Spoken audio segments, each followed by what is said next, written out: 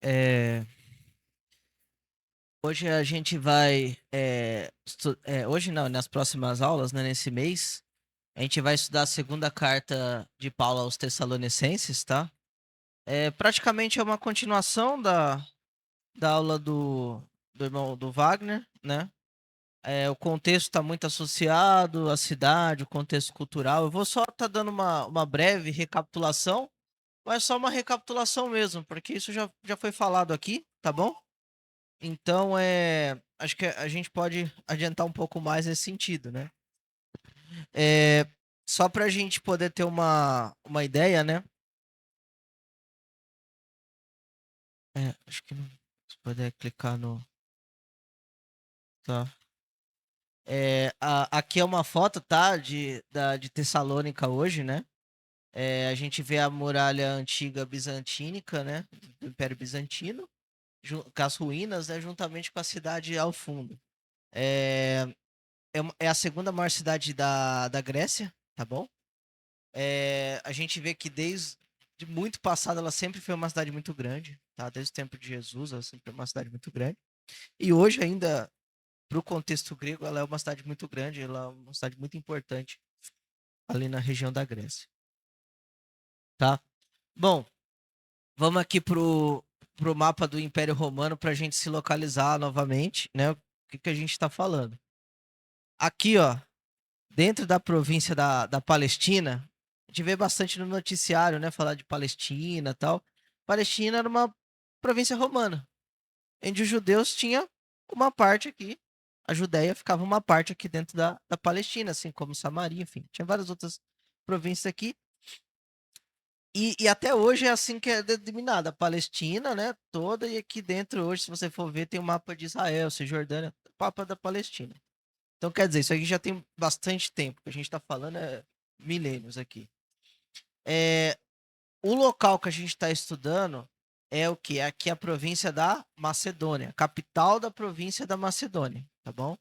Então é aqui que fica, perto do Mar Egeu, enfim, toda nessa região. Aqui do outro lado tem a Ásia, Cilícia, enfim.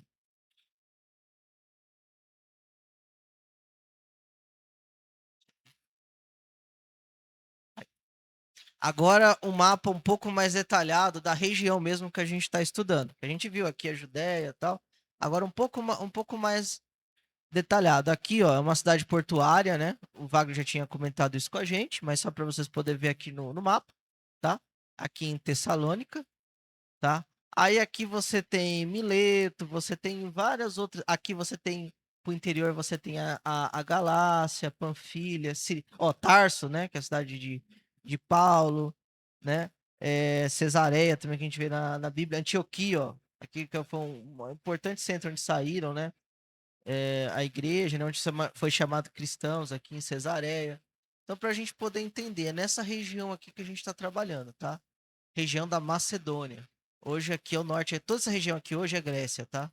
Então a gente tá falando a parte norte. Aqui fica Atenas. Então, para você se localizar, Atenas está aqui, que é uma cidade importante. E para o norte aqui, você tem na Macedônia, você tem Tessalônica. Timóteo, por exemplo, ele vem aqui da parte sul da Galácia, tá bom? Tá. Algumas informações importantes, ó. O porto aqui até hoje tem um porto importante e na época também era uma rota, né? Ignácio, até anotei aqui. Ignácio era via Ignácia, né? Que era uma rota importante de comércio, né? Que passava por essa cidade, tá? Então vinha pessoas de muitos lugares que acabavam ali, né, abarcando o porto de Tessalônica. Ela era a cidade mais importante, né? Assim, capital, né? Da província da Macedônia, né? Tem muitas estimativas, mas acredito que mais de 100 mil, existe fontes que falam 200 mil, ou seja, mas é muito grande. Para a gente poder entender, é como se hoje fosse uma metrópole. Vamos colocar assim, para os padrões da época, uma cidade muito grande, tá? Uma referência. A gente viu com o Wagner isso, tinha algumas populações, entre elas gregos, romanos e judeus, tá? Que já estavam ali naquela cidade, ali o Mar Egeu. Hoje, só para a gente ter aqui é Grácia, mas é Grécia, tá? Foi uma pequena digitação, mas hoje tem 800 mil habitantes, Se a gente for colocar hoje, é mais ou menos um pouco menor que Santo André. Santo André tem um pouco mais de 800 mil habitantes. Hoje a cidade de Tessalônica tem 790 mil habitantes, a segunda. Só que pro padrão grego, isso é bastante coisa. É uma cidade muito grande pro padrão grego. A segunda maior cidade, é uma metrópole ali.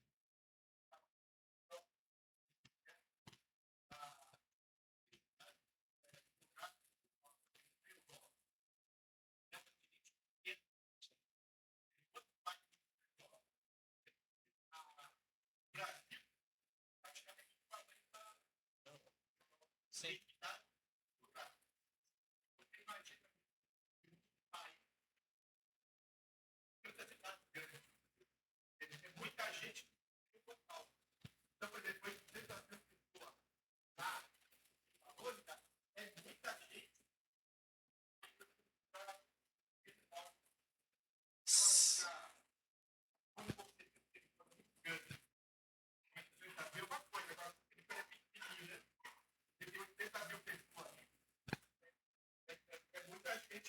É,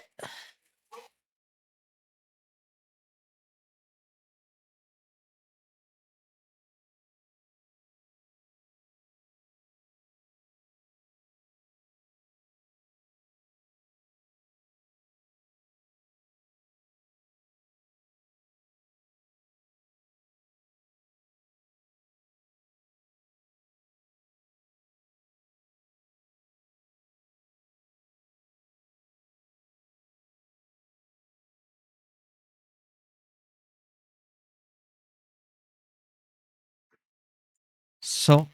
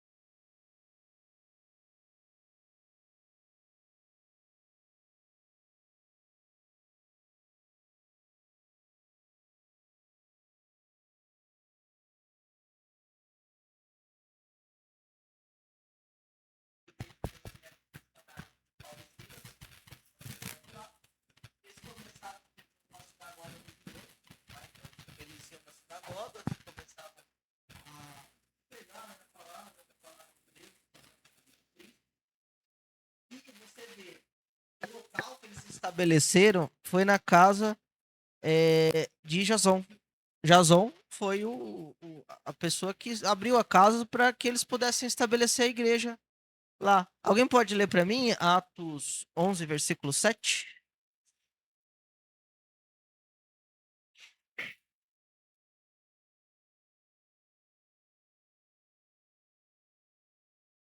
Esse era um padrão, tá? Nas igrejas, o padrão era estabelecer em casa. Você vai ver várias, em Roma também, você vai ver várias localidades que esse padrão se repete e que não é diferente. Atos capítulo 11, versículo 7. Pode?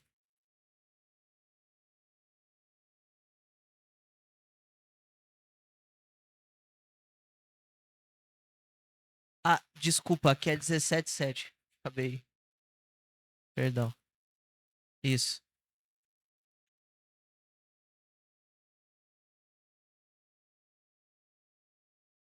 17:7, isso.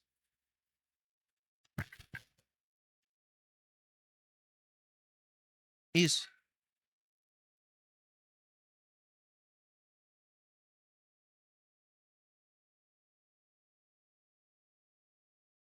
tá? Então, quem recebeu na casa, onde tinha reunião de e os irmãos, e o pessoal foi, inclusive, perseguir ele, foi na casa de Jason. Então, a gente vê a importância das pessoas que pregavam o evangelho, mas também das pessoas que recebiam, que abriam, tá? Que tinha essa receptividade, esse coração para fazer, né? Então, desde sempre as igrejas, né? Foi meio estabelecida assim. Aqui também, né? Se a gente for ver Santo André também, foi uma casa que foi conhecida. Então, esse padrão é um padrão que se repete no Novo Testamento. É um padrão que hoje a gente vê também aqui mesmo, Santo André, e em vários outros lugares. Os irmãos abriram a casa, foi estabelecendo, foi crescendo. Então, isso é um padrão bíblico, tá bom? É que é uma casa, pessoas moravam aqui, né, no passado, e você vê que isso sempre, desde o começo, era assim, tá? Tá, agora, como, igual eu falei, foi só uma breve introdução, porque é só uma continuação da primeira carta de Tessalônica, que a gente já teve mês passado. A gente já pode entrar no texto, entender os personagens que estão escrevendo essa carta, tá? Segunda Tessalonicenses, capítulo 1, versículo 1. Quem poderia ler pra gente?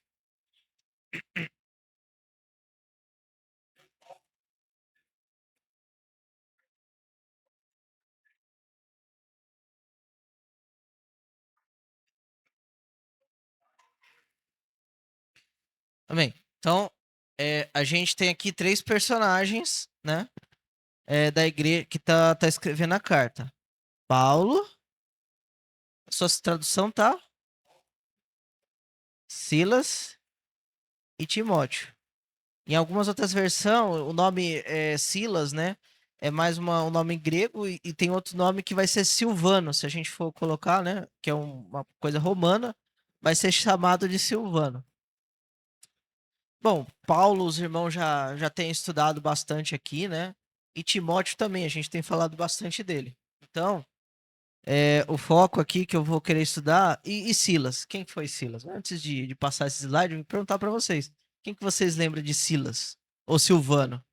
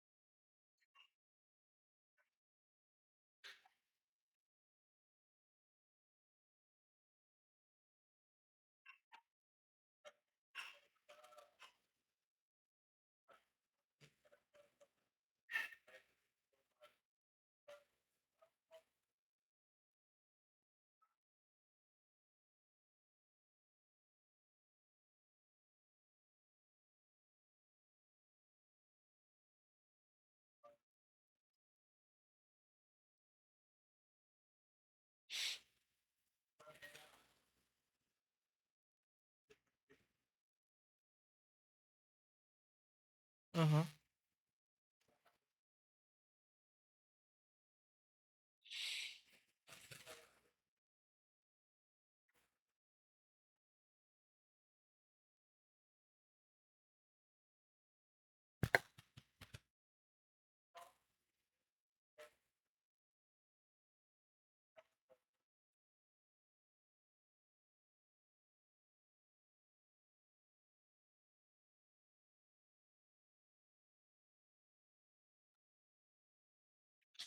Isso mesmo, eu agradeço, irmãos, porque tudo que o irmão falaram é exatamente o que está aqui, Atos 15, Atos 16 e 1 Pedro, que você acabou de citar.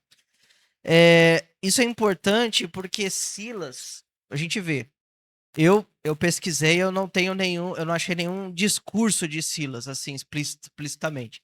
Mas você vê ele citado em várias passagens como um exemplo de liderança. E a gente vai colocar aqui que realmente que os irmãos falaram, né? O que o irmão falou sobre exemplo de liderança é muito importante, porque ele era um dos líderes da igreja em Jerusalém, o Silas. E sendo líder da igreja de Jerusalém, a gente vê qual que é a postura dele. O Vitor citou o texto, né? Eu queria que alguém pudesse ler pra gente Atos 15, 22.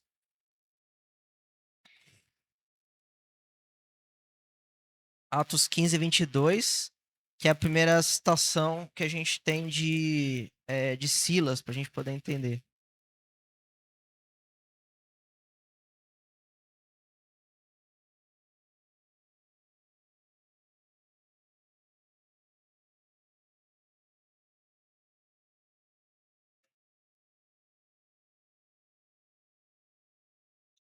Certo. Qual que é o exemplo de liderança aqui? A gente vai ver isso aqui, e isso aqui também é muito claro. Eles, por serem líderes, eles foram escolhidos para irem fazer as coisas. Isso é importante porque hoje nas empresas, se você for ver, muitas vezes é o contrário que acontece. A pessoa fica lá, ela dá uma ordem, fala assim, ó, tem uma operação. Aí ele comanda e fala assim, ó, vai você, vai você, vai você. Eles, sendo líderes, eles foram. Eles serviram. Eles que estavam capacitados para ir, para servir e para fazer aquilo, inclusive nas viagens missionárias. Então, aqui você já tem uma questão de liderança servidora, ou seja, por estar capacitados, eles escolheram e eles próprios se dispuseram a fazer as coisas. E aí a gente vê, ou seja, na igreja de Deus, a liderança, ela é o quê? Quanto mais capacitado, mais é a questão de servir, de ir, de fazer. Não é uma questão de mandar, é uma questão de, além de direcionar, é uma questão de fazer. A gente tem vários outros textos que vai falar isso. Por exemplo, ele já sendo líder, ele já tendo a questão da igreja, olha o que vai acontecer em Atos 16, 19. O Vitor também citou isso, mas se outro irmão pudesse ler pra gente.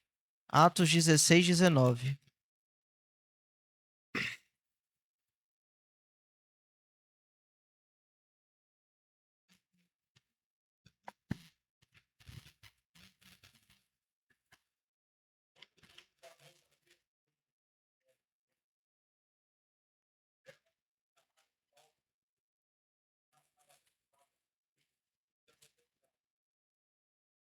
Isso. E essa passagem, os irmãos sabem muito bem, né? Que depois eles foram para a prisão, eles estavam sendo castigados, né? E eles estavam cantando na prisão. Eles estavam cantando a Deus e louvando a Deus na prisão. E por que, que é interessante falar que ele era um dos líderes e associar isso? Ele não só foi, ele sendo um dos líderes, ele foi para a viagem, ele foi arrastado em praça pública, ele foi castigado por estar fazendo bem por evangelho. E ainda depois, olha o exemplo de liderança. E ainda depois, ele estava louvando a Deus na cadeia. Ou seja, ele não é alguém que só terceirizou, ele é alguém que ele liderava sim, mas ele foi um dos primeiros que estava lá junto com Paulo, o exemplo dele. De exemplo, de ser castigado, de estar à frente. Ele foi um dos primeiros, ele junto com Paulo, né? Foram um dos primeiros, apesar de ter um respeito, uma configuração na igreja de Jerusalém. Vamos ver, o cristianismo surge aqui em Jerusalém, na igreja Pedro, na igreja aqui de Jerusalém. E ele sendo uma das pessoas assim que tinha um prestígio, que tinha uma consideração, ele se dispõe a ir para um outro lugar, para uma outra cultura. Vamos lá no mapa. Opa. Igreja de Jerusalém tá aqui, ó, na região da Palestina. Ele vai, quando aqui ele vai pregar, ele vai para outra cidade, tá? E mesmo nessa outra cidade, ele é perseguido, ele é torturado e ele ainda louva a Deus. Então é um exemplo muito grande que a gente está vendo de liderança. Porque é alguém que você olha para a vida de Silas, o nosso irmão Silas, né? Eu posso falar, porque ele já foi, mas o nosso irmão em Cristo, e que vê de que quanto mais ele assume uma responsabilidade, mais ele se coloca à frente, inclusive para sofrer, inclusive para ir, inclusive para fazer. Isso é um grande exemplo para nós. Quanto mais nós estamos, diferente do mundo, né? Quando você vai ganhando posições, deixa o serviço para quem entrou novo mais difícil, O mundo é assim. Você vai, ah, mas eu já fiz minha parte, eu vou ficar agora com o filé mignon. Eu vou ficar agora com as coisas. Silas não. Quanto mais ele foi acrescendo, quanto mais ele já tinha uma questão, ele tava indo na. Ele era companheiro de Paulo, ele sofria junto, ele. E mesmo a gente não tendo nenhum discurso aqui, assim, escrito de Silas, a gente vê que ele é um exemplo muito grande, que nem o Diego falou, de liderança. Mesmo sem ter nenhum discurso. Ele é um exemplo, assim, fantástico de liderança. Que é o quê? Fazer. Isso é exemplo de liderança. É fazer, é dar a vida. Então, por que que eu tô falando isso? A gente tem vários discursos de Pedro, de Paulo, que são irmãos, que deixou muita coisa pra gente. Mas a gente também tem que olhar para aqueles irmãos que são muito citados na Bíblia. Silas é um exemplo, e tem outros que não tem discurso, mas tem uma vida impecável perante Deus, uma vida assim exemplar.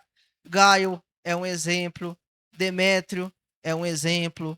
A gente vê Timóteo é um exemplo, Tito é um exemplo. A gente tem vários exemplos na Bíblia de pessoas que são elogiadas pelos apóstolos que têm uma atitude exemplar na Bíblia. E a gente precisa olhar para esses homens. Quando a gente for estudar de liderança, porque, irmãos, a Bíblia já está completa. A Bíblia já está aqui. O que tem a palavra de Deus está aqui.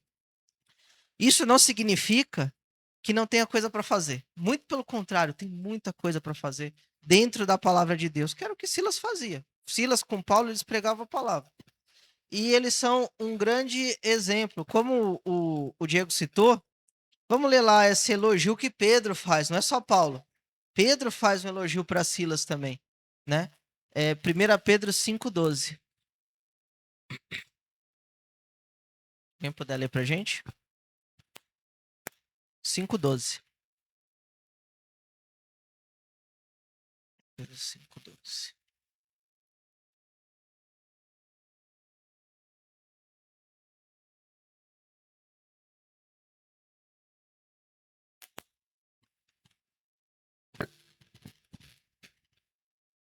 Obrigado.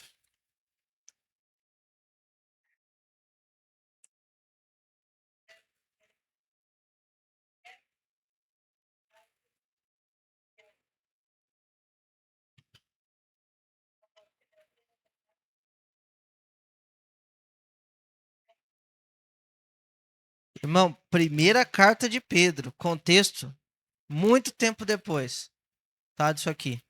Tempo depois, né? O irmão Silas continuou fiel, sendo líder, sendo perseguido, tendo vários contextos. Sendo já um dos líderes, ele continuou sendo fiel e como o Diego falou, ele continuou pela fidelidade dele, sendo elogiado, né, até por Pedro. Ou seja, isso que é constância. Quando a gente está falando de constância, é um irmão que ajudou ele ainda a escrever a carta. É um irmão que era líder, foi para ser missionário junto com Paulo, sofreu, foi companheiro de Paulo e depois ainda estava ajudando Pedro depois. Isso é o quê? Fidelidade ao redor da vida. E o que a gente precisa ter é isso, é fidelidade. E ele e Silas com certeza tinha essa fidelidade. Por quê? O exemplo de liderança, quando a gente tá vendo de liderança, né? Principalmente quando a gente está falando de apóstolos, né? A gente vê um dos exemplos lá em 1 Coríntios 4,9. Se alguém puder ler para nós, a gente vai ver como que é claro, tanto nos personagens bíblicos quanto na própria fala de Paulo. 1 Coríntios 4, versículo 9. A gente vai ver o que.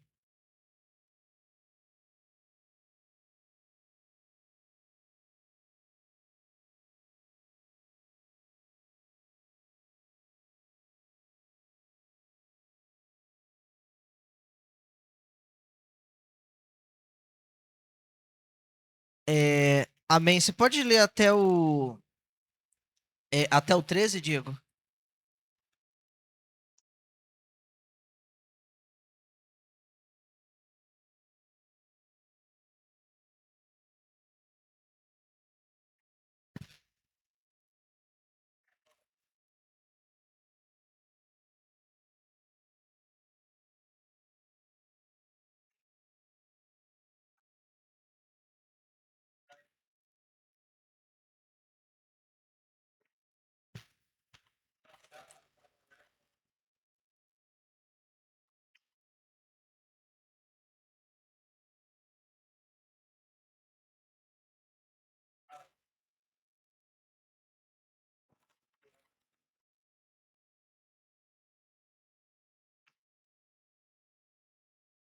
É isso aqui que os apóstolos na tempo de Cristo está contextualizando, tá? Vamos só contextualizar para a época.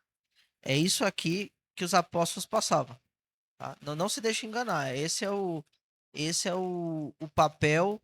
Então, quando a gente fala de liderança, quando a gente fala de Silas, o que eles pregaram de liderança, de exemplo, porque esses homens foram exemplos, tá, para nós hoje.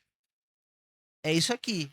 Eles estavam à frente, eles, né, estavam para a igreja, vinha a doutrina dos apóstolos, mas eles não tinham recompensa assim, que nem a gente imagina hoje não. Quando a gente olha assim, esse é o mais importante, então vai ser ganhar muito dinheiro, vai ser muito rico, vai viver. Ele fala assim, não, a gente trabalha com a força da nossa mão, a gente consola, a gente faz, né?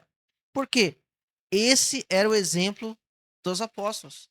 Esse era o exemplo que a gente tem que ver de servo, de que quanto maior é a responsabilidade, você não vai ter privilégio.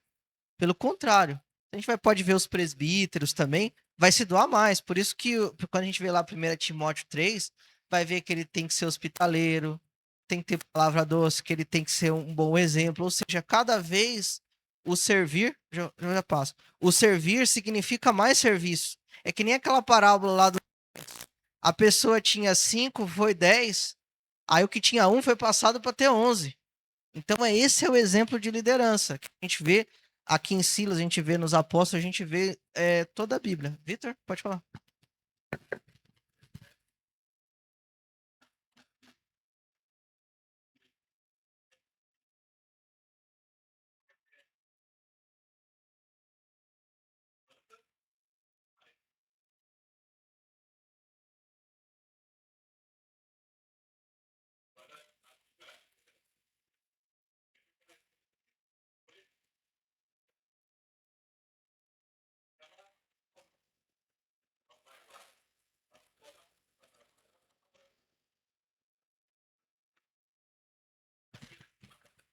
Exatamente. A liderança, a gente vê isso não só em Silas, Paulo, Pedro, a gente vai vendo, a liderança sempre, ela coloca isso no Oriente, até hoje é assim, tá? A responsabilidade da liderança. Eu tinha um chefe que teve um outro que reclamou da equipe dele. Aí ele falou assim, ó, quando ele tá reclamando da equipe dele, ele tá falando dele mesmo, porque se ele tá à frente daquilo ali, ele que é o responsável. No Oriente é assim que funciona. A gente pegar companhias orientais japonesas, é desse jeito que funciona. E os irmãos, você vê Paulo, ele sofria quando tava acontecendo as coisas com a igreja. Ele pegava como se fosse para ele. Ele sentia, ele tinha aquele sentimento pelas coisas que estavam acontecendo. Por quê? Porque isso na Bíblia, isso até hoje em algumas culturas orientais funciona dessa forma, de que não é que você é alguém que vai mandar, porque você vai fazer e o seu exemplo vai arrastar. Lucas 22, do 24 ao 27, vai falar exatamente o que o Vitor acabou de falar pra gente. A diferença dos reis e dos maiorais o exemplo dos apóstolos, pro exemplo de uma liderança bíblica. Alguém pode ler pra gente? Lucas 22, do 24 ao 27? Pra gente poder entender isso aqui.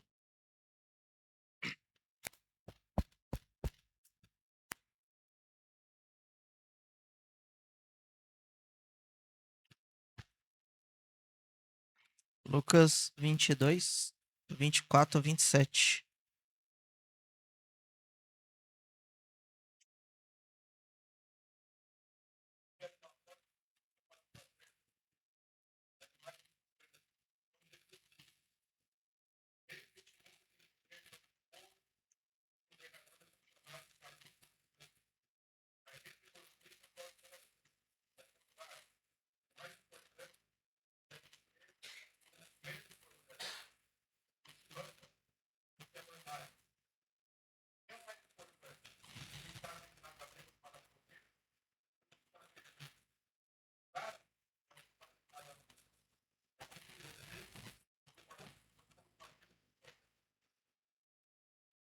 Amém.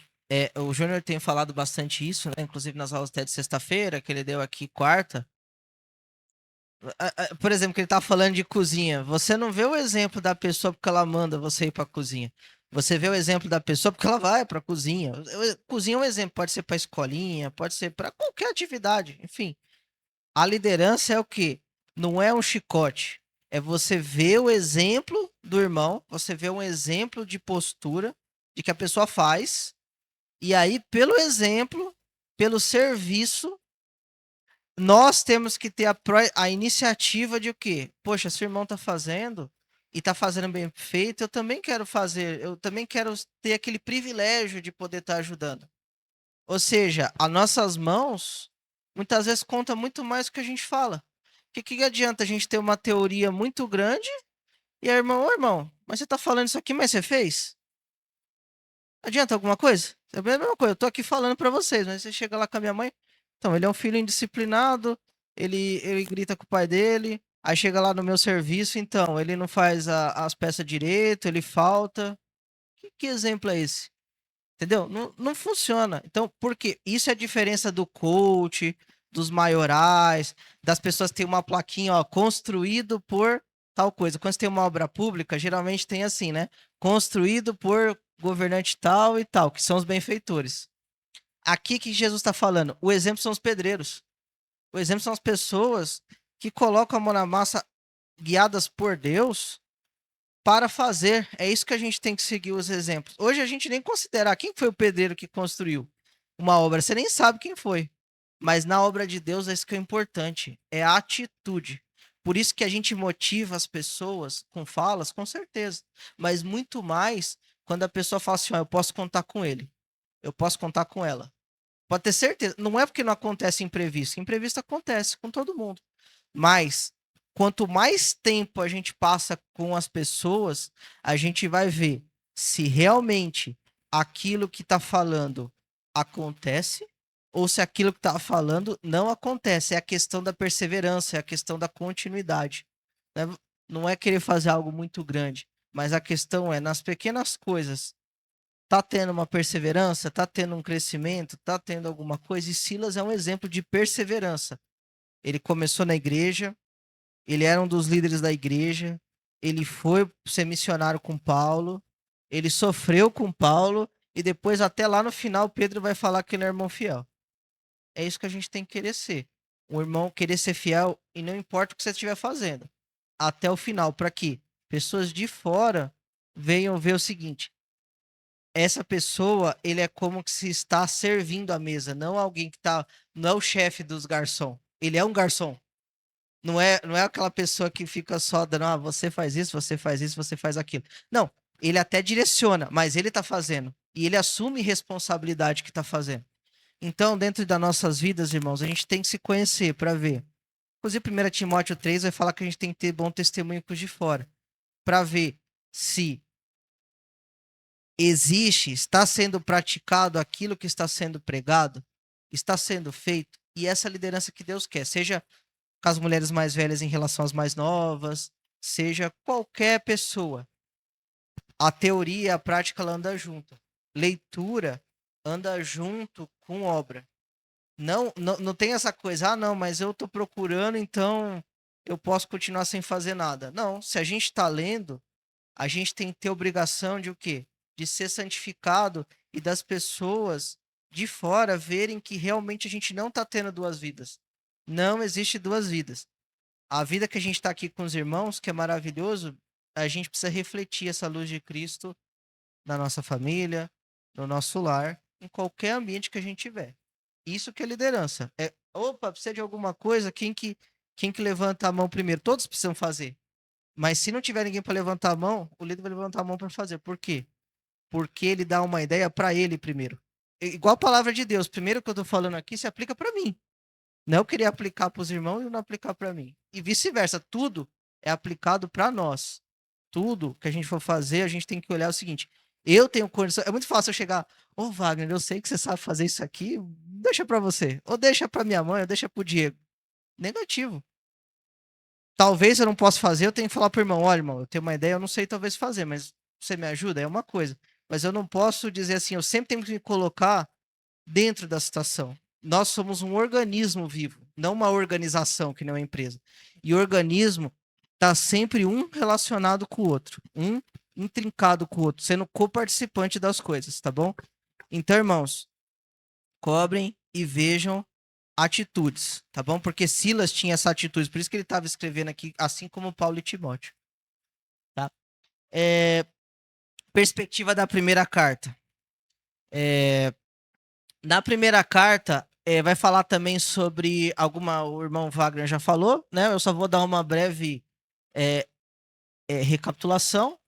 Ele vai elogiar a operosidade em amor daquela igreja, ou seja, eles tinham obras, eles faziam as coisas. Paulo vai também falar da santificação, né? Que é importante os irmãos continuar na santificação. E o último capítulo, que é isso aqui que vai ser o foco da segunda carta, é a vinda do Senhor, tá bom? Que é o que vai aparecer lá em 1 Tessalonicenses 4 e 5. E algumas instruções finais também, tá? Então ele vai elogiar os irmãos, vai falar que eles precisam ainda assim continuar se santificando e vai falar da nossa viva esperança, que é isso aqui. É, e por que eu falei da primeira carta? Porque a segunda carta ela foi escrita logo após a primeira. Tem muitas fontes, tá? Isso é tradição, a gente não pode afirmar, que diz que foi escrita meses depois ou pouco tempo depois. Bom, para fins de contexto, foi escrito logo em seguida. Vamos colocar dessa forma. E o que acontece? O contexto era a vinda do Senhor, porque como Paulo escreveu lá sobre a vinda do Senhor, infelizmente o que acontece? A segunda carta de Pedro vai falar isso. Tem muita gente que pegava as palavras de Paulo e as distorcia. Fazia o quê? Pegava as palavras de Paulo e torcia aquilo para inventar o quê? Conclusão falsa sobre o assunto. Isso acontecia. O próprio apóstolo Pedro vai falar isso, ó. Tem algumas coisas que Paulo escreve que são difíceis de entender. Quais os ignorantes fazem o quê? Pega que nem um pano e torce. E isso é um problema. E isso aqui, essa segunda carta, o contexto é para combater isso. Quem viu a primeira carta, o pessoal estava fazendo doutrina falsa em cima da vinda do Senhor. Isso.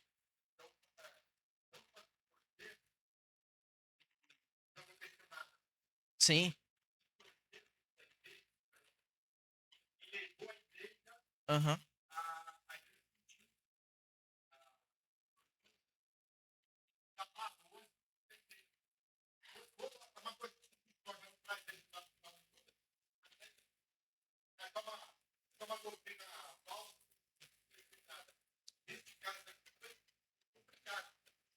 É.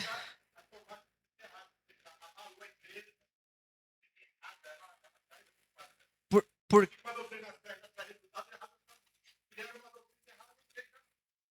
por que que logo em seguida ele teve que escrever outra carta? Por causa disso que o irmão Wagner está falando. Abalou a igreja, uma doutrina falsa, pessoal, sempre abala a igreja. Por quê? A gente precisa cuidar da doutrina.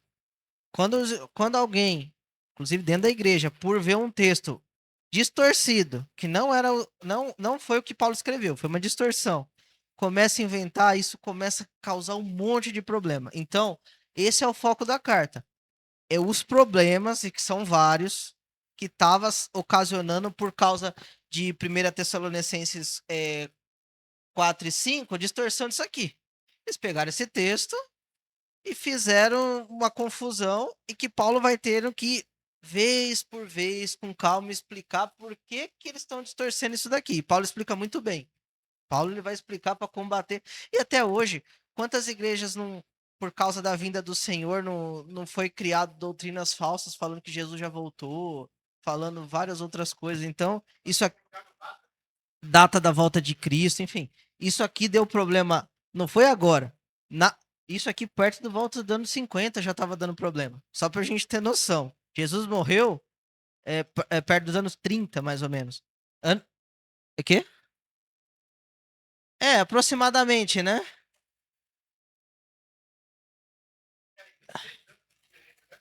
Mas assim, 20 anos depois, mais ou menos, 2 décadas só, já tava, já tava tendo problema com relação à volta de Cristo. O pessoal já tava distorcendo tudo isso aqui. 20 anos depois.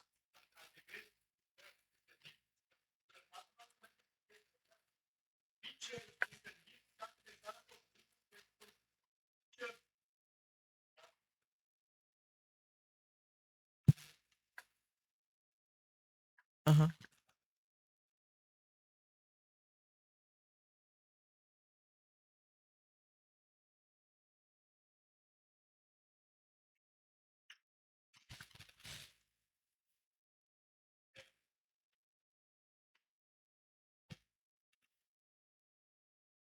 Já tinha? Então quer dizer, esse é o problema. Ou seja, pegaram o texto de Paulo e fizeram uma distorção tão tremenda aqui que.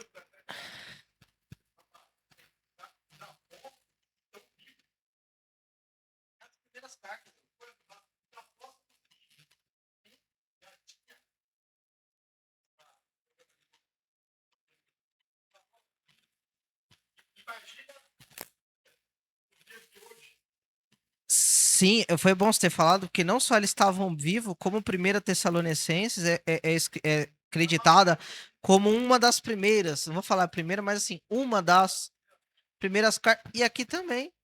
Então, quer dizer, a gente está falando bem do começo da igreja e que já tinha e até hoje, entendeu? Então, quer dizer, não é algo novo. Quando alguém falar de escatologia, que nem o Victor falou, e fazer distorção, saiba que é algo que desde o começo, infelizmente, já tem esse problema.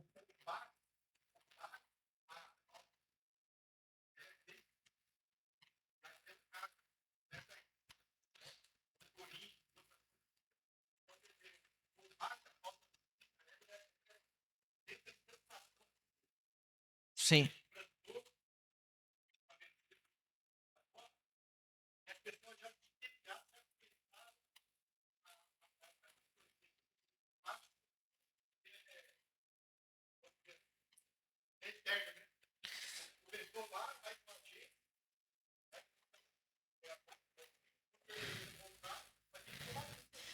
Irmãos, inclusive eu queria até a participação dos irmãos. Eu não gosto de citar a igreja primitiva. Eu gosto de citar a igreja do Novo Testamento, que somos nós. Nós somos. Gente, Jesus fundou a igreja dele, ele falou que as portas do inferno não prevaleceriam sobre ela. Nós não teve uma igreja lá no começo, aí tem outra igreja.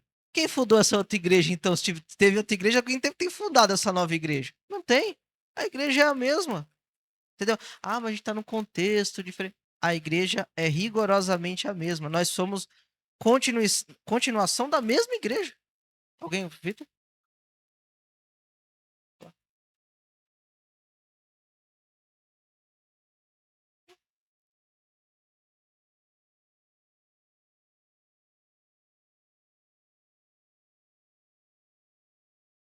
Não.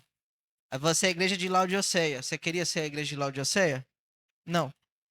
Então, nós simplesmente somos o quê? A igreja em Santo André. É só isso. Isso que eu tô falando pra você. Tem a igreja tem a igreja aqui em Tessalônica e tem a igreja em Santo André. É só essa a diferença nossa. Que eles estavam em Tessalônica e a gente hoje aqui está em Santo André. Pronto, final. Isso simplifica demais a nossa vida e ajuda a gente a entender a escritura, porque quando fica com essas conversas de não, mas lá era um outro, aí começa a distorcer tudo. Agora a gente fala assim, não, nós estamos no mesmo cristianismo. Cristianismo único, um só cristianismo. De Tessalônica.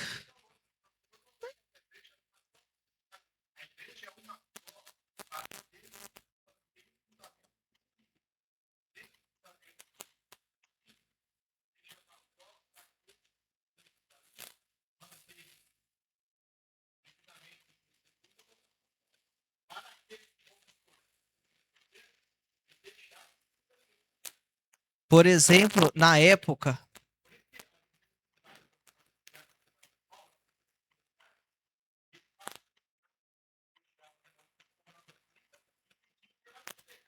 por isso, sim.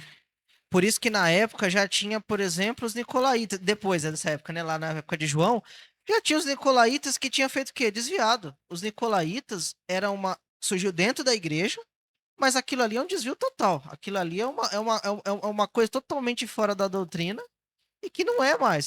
Os nicolaítas, eles desviaram. Assim como hoje, infelizmente, tem, assim como na época, não é uma coisa nova, não. Na época já tinha os nicolaítas. E hoje a gente já tem, infelizmente, pode ter pessoas de dentro que estão também se desviando. Porque, de novo, quando a gente entende que a igreja é a mesma, a gente vê que nossos problemas não são tão novos. A gente vê que nossos problemas muitas vezes são, o Vitor sempre fala isso, reciclagem da reciclagem da reciclagem da reciclagem de coisas muito antigas. Como Dentro do quê? Daqui, da palavra.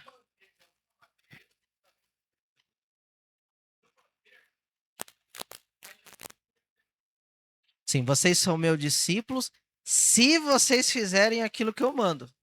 Ou seja, uma placa, a gente nem tem placa de Igreja de Cristo, então quer dizer, a gente nem se aplica assim, essa placa explícita. A gente não é uma denominação, ou seja, tem uma placa que por isso somos Igreja de Cristo. A Igreja de Cristo é se nós estivermos dentro da doutrina. A partir do momento que a gente pode até colocar uma placa aqui gigante aqui, ó, Igreja de Cristo. E a gente sair fora da doutrina, acabou, entendeu? Simples. Então, a gente precisa, nós somos discípulos, por quê? Porque nós procuramos obedecer o que Cristo, nosso Senhor, que é o único dono da igreja, nos estabeleceu. Fim, não tem, não se preocupem muito com essa questão de nomenclatura, porque o importante é prática, tá? Nomenclatura é fácil, prática, difícil. Tá? É emenda, não, não. A fé, não. A fé, a fé é perfeita, a fé é perfeita e foi estabelecida por Cristo com a doutrina dos apóstolos, tá? Bem claro. Eu só vou ficar nos versículos 2 a 4 hoje, tá? E próxima aula a gente continua estudando o texto, mas tenha em mente uma coisa: a segunda carta tá combatendo distorção contra a, a, a vinda de Cristo. Foi feita muita distorção da vida de Cristo, que estava causando vários problemas com os irmãos, vários. E aí essa carta tem esse objetivo. Então a gente tem que entender por que, que a carta foi escrita. Entendendo como a carta foi escrita, vai ficar muito mais simples a gente poder analisar o texto. Se a gente não entender que ela é uma continuação da primeira, que ela foi escrita nesse contexto para a primeira, a gente não vai conseguir entender. Alguém pode ler para a gente capítulo 1, versículo 2 ao 4?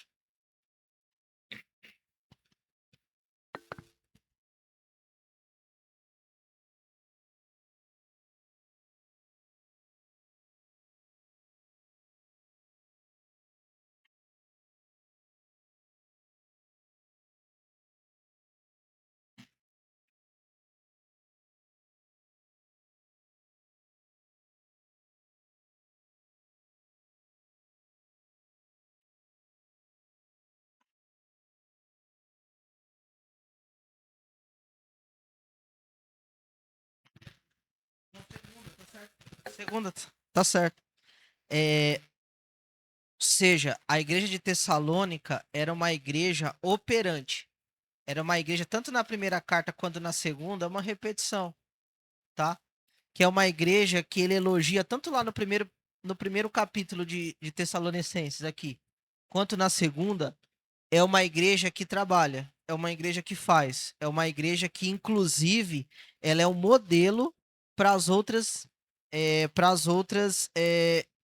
outras igrejas. Ou seja, essas obras, a gente não gosta de falar de muitas vezes de obras, porque dá a impressão que a gente está querendo se auto-justificar, mas ele está falando aqui de que isso é um modelo a ser seguido, tá?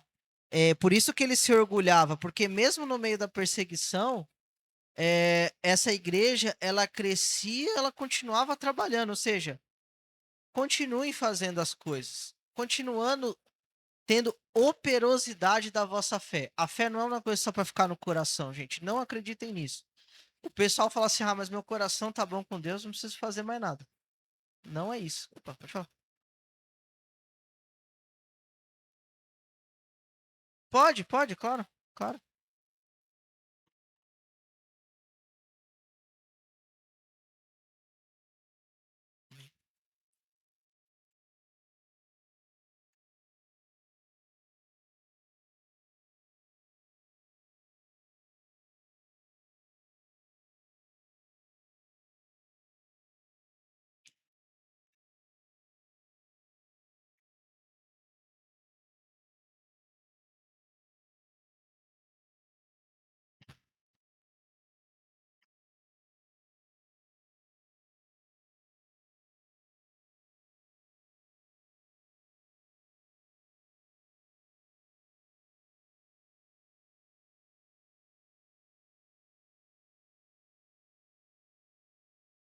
É isso. Mesmo na perseguição, e a primeira carta, como você leu também, vai falar muito parecido, praticamente a mesma coisa, que era uma igreja que tinha operosidade, e essa operosidade, ela era um exemplo para as outras.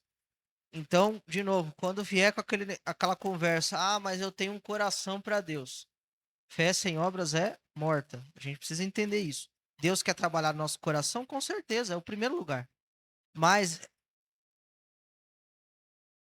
mas isso precisa resplandecer, não uma luz própria, mas uma luz que vem de Cristo. Então, precisa primeiro ler, se dedicar e confiar tudo no Senhor. Mas a operosidade é extremamente importante. Não de qualquer jeito, tem que ser uma operosidade dentro da palavra, mas precisa ter operosidade, tá? E isso é um exemplo para as outras igrejas, como no meio da perseguição, né? O irmão já falou, não perseguição dos romanos, mas perseguição de judeus, enfim, de outras coisas. Mesmo assim, eles estavam continuando operando, eles estavam continuando fazendo, eles estavam demonstrando que é amor. E nós também, irmãos. Não adianta a gente ficar com o título, mas eu tenho a doutrina verdadeira. Amém? Isso é super importante. Mas a gente, além de ter a doutrina verdadeira, precisa colocar em prática essa doutrina verdadeira. Ou seja, essas coisas sempre vão andar amarradas uma com a outra. Você saber o que é certo é fundamental, mas não é suficiente. Você tem que saber o que é certo e você tem que fazer o que é certo. Essas coisas andam sempre andaram intrincadas, tá? Então vamos estudar a Bíblia, mas vamos também colocá-la em prática. Para quê? Modelo de perseverança, perseverança, ó. Mesmo no meio da perseguição, eles continuavam, tá? E as outras igrejas viam isso e falavam assim, ó, nós vamos continuar também. Atos 17, do 5 a 9, só pra gente encerrar, última passagem aqui, pra gente já concluir nossa aula. Atos 17, do 5 a 9. Claro.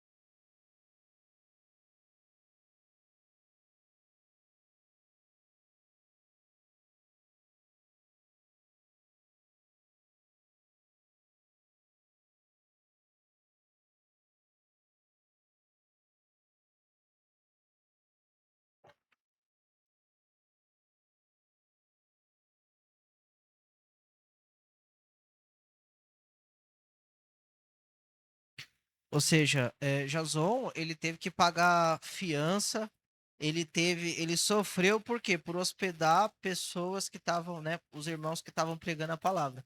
Ele foi coparticipante da obra do evangelho, ele abriu a casa, os irmãos também continuavam, os irmãos também enfrentavam essa perseguição juntos, tá? E eles eram um exemplo, porque não era só Paulo e Silas, os irmãos também tinham essa operosidade da fé. Eles sofriam junto, certo? Porque não estavam nem procurando ele, o Jason. Mas ele ele participava daquilo com os irmãos. Então não é porque o problema não é diretamente comigo que eu não tenho que me importar com o Wagner, com a Edi, com a minha mãe, com o Vitor.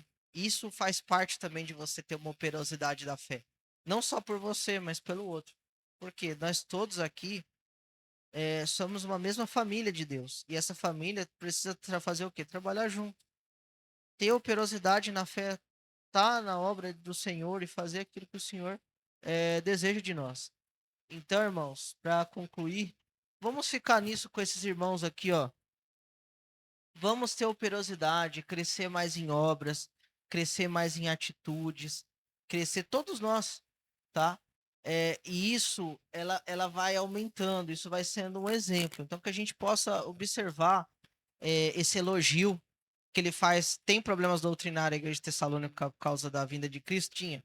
Mas Paulo, ele elogia essa atitude, essa operosidade, esse esforço da igreja de Tessalônica, tanto na primeira carta quanto na segunda. E que a gente venha aprender isso para nossa vida. Vamos fazer. Vamos, aquilo que for dentro da palavra, mesmo que tenha oposição, mesmo que as coisas, que às vezes as oposições vêm para parar a gente, falar assim, tá dando tudo, tá tendo muita oposição, então eu vou desistir, então, porque tá tão difícil, né? Não era isso que os irmãos faziam. Os irmãos, no meio da dificuldade, eles se uniam. Eles até pagavam fiança, foi até preso, mas eles estavam juntos, eles continuavam. E que nós também, quando outras pessoas forem ver, falar assim, não, ó, estão passando alguma dificuldade, mas os irmãos estão juntos. Os irmãos estão continuando nessa operosidade, nessas obras. Alguém quer fazer mais algum comentário sobre isso? Não? Eu agradeço, tá? A gente hoje ficou mais num contexto. E a partir da próxima aula, a gente vai falar sobre o juízo de Deus. A gente vai falar por que, que a gente precisa continuar nessa operosidade. Porque você pode falar, tá bom, eu tenho que continuar na fé, mas por quê? Qual que vai ser minha recompensa? O que, que vai acontecer? Poxa, os irmãos lá estavam sofrendo, estavam encarando prisão, estava acontecendo um monte de coisa com eles. Qual que era o objetivo de tudo isso? Paulo vai explicar o objetivo disso. Por que, que vale a pena continuar? Por que, que vale a pena perseverar? E a gente vai ver sobre o juízo de Deus, então, a partir de semana que vem. Como é importante a gente entender o juízo de Deus para entender a nossa motivação e as consequências da gente ou seguir ao Senhor, né? Ou não seguir o Senhor. Amém? É, não pode. Pode orar, irmão, pra gente? O Fagner, você pode orar pra gente?